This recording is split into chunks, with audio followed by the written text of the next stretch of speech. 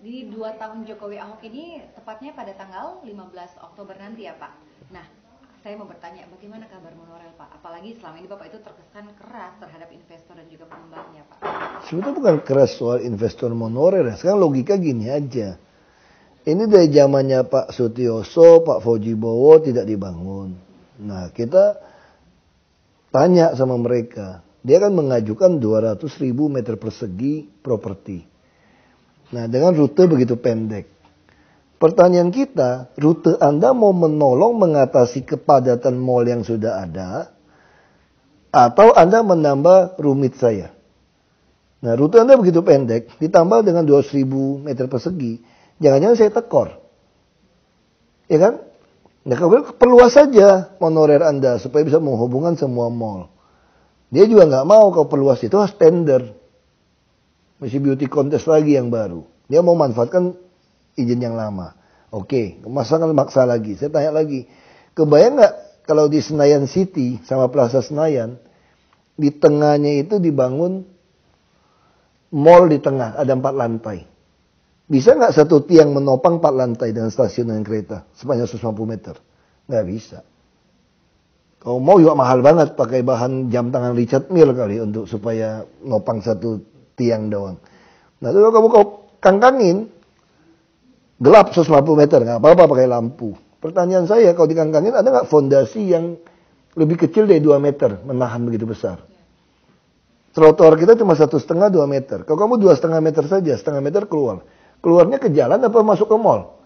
Kalau keluar ke jalan nggak mungkin bikin jalan sempit. Kalau ke mall, mau nggak dikasih mall? Itu pertanyaan-pertanyaan saya Anda harus jawab.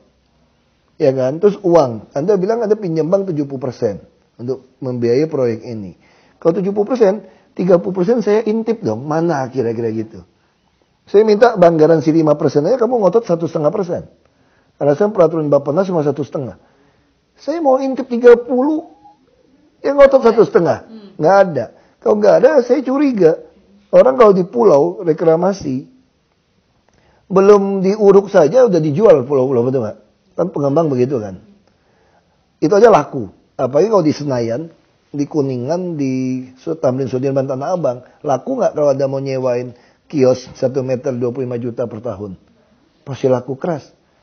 Kalau kamu punya 200.000 meter persegi, kamu sewain setahun saja di muka, itu kamu dapat uang 5 triliun. Jangan-jangan pakai 5 triliun ini yang kamu setorkan untuk bangun. Kalau gitu ngapain kasih kamu? Kalau nggak jelas jawabannya. Nah, terus dari tahun lalu saya minta ini semua, nggak bisa hitung. Tahun ini saya minta Agustus, minta September. Udah saya full ada sampai Desember juga nggak apa-apa. Nggak kan bisa, udah saya full dari tahun lalu kok. Nah, kamu bisa percaya sama orang seperti ini. Kalau udah mangkrak, kalau dia nggak bangun, duit orang udah diterima. Siapa yang kena getahnya? Kita.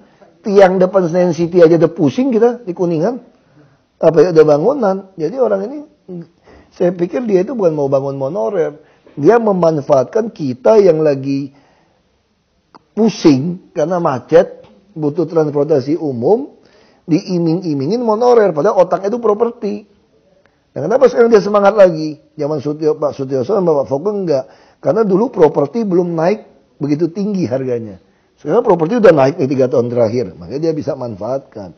Kalau itu ngapain kasih kamu? Mending aku kerjain sendiri. Aku bangun sendiri aja. Ngapain kasih kamu 50 tahun, setahunnya kamu dapat 5 triliun? 10 tahun 50 triliun. Untuk proyek cuma 12 triliun. Ngapain kerjain sendiri aja? Nah, itu masalah monorail Pak. Kalau bus Transjakarta juga kita kan tahu banyak bermasalah. Makanya kita bikin PT. Kita bikin PT. Cara pembenahan ini bikin PT. Tahun depan PT ini akan berjalan secara penuh.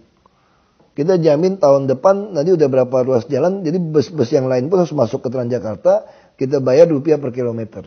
Jadi nggak ada lagi bus-bus yang ngetem. Nah, kita harap 2016 ini semua total di Jakarta sudah nggak ada bus yang ngetem. Nggak ada lagi, kamu nggak bisa lagi naik bus tanpa e-money. Nah, itu harus dibawa Transjakarta. Terminal-terminal juga dikelola dari mereka.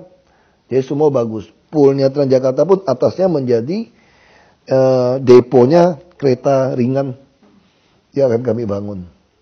Lalu janji-janji apa saja yang belum terrealisasi hingga sampai saat ini, Pak? Ya, kalau macet banjir ya belum. Ya. Nah, kalau sistem kesehatan udah jalan, rakyat udah bisa ngerasakan. Selama kamu masuk kelas 3 udah beres. Kalau untuk angkot sendiri, Pak? Angkot nanti kita akan paksa dia ganti gas. Kita akan banyak membangun jalan-jalan inspeksi sungai. Nanti angkot-angkot itu akan menempuh jalan-jalan inspeksi itu. Seperti itu. Nah di tahun ketiga nanti, Bapak kan sudah tidak berpasangan dengan Bapak Joko Widodo. Ya. Apakah dengan pasangan baru ini akan bisa cepat klop atau nanti ada menjadi hambatan? Tergantung orang sih, dulu, tergantung orang. Kalau nggak ada, mendingan jomblo aja, ngapain pusing. Seperti itu ya. Emang bisa sendiri Pak? Boleh aja, undang-undang ngatur, beres kok. Nah, masih akan menjalankan tradisi belusukan seperti itu Pak nanti? Kita tahun depan akan merubah pola. Karena dapat Jokowi, nanti semua lurah camat itu fungsi seperti estate manager. Seperti town management. Jadi mereka yang harus belusukan. Jadi kalau sampah, ada kotor, ada kali, itu menjadi tanggung jawab lurah. Kita yang kasih dia 50-100 pekerja lepas. Nanti mereka kita akan training di perumahan-perumahan, belajar jadi cluster manager tadi. Jadi nanti sifatnya itu lurah-lurah itu seperti town managementnya perumahan-perumahan mewah. Jadi seperti itu, kita akan rubah konsepnya. Lalu tiap kantor lurah camat menjadi kantor pelayanan terpadu satu pintu. Orang Jakarta mau urusan apapun akan datang. Lalu kita juga akan mulai membangun 18 rumah sakit umum daerah di kecamatan yang cukup padat. Jadi RSUD kami seperti Tarakan dan naik kelas A, sejajar dengan RSCM. Nah itu yang mau kita lakukan seperti itu. Nah selama 2 tahun kerjasama dengan Pak Joko Widodo, apa kesan-kesan Bapak terhadap beliau Pak? Ya menurut saya gimana ya, khas orang Jawa Tengah lah, orang Solo ya. Halus, sopan, santun gitu kan. Ya jarang marah tunjukin di depan. Tapi ya beliau orang yang tegas.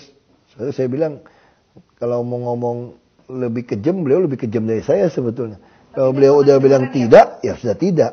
Kalau saya tidak, begitu diajak argumentasi, saya masih bisa mikir, masih oke, saya masih bisa lemah. Kalau beliau enggak, kalau enggak ya enggak. Apa karena nggak pernah kelihatan dia marah-marah Pak?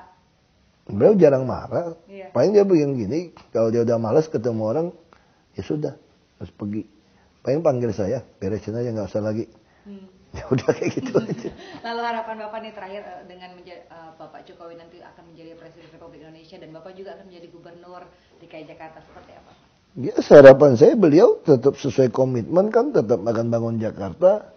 Dan jangan lupa janji sama saya mau ngajak naik pesawat kepresidenan itu. Wah, boleh aja kita sama-sama Pak, bareng-bareng ke sana. Iya. Nah itulah tadi akhir wawancara khusus saya bersama dengan Bapak Ahok Pak. Selamat menjalankan tugas Pak ya, nanti menjadi Gubernur DKI Jakarta. Semoga dapat mengemban amanah dan tugas-tugas dengan baik ya Pak ya. Nah saya Amin Yudita, pamit undur diri, sampai jumpa.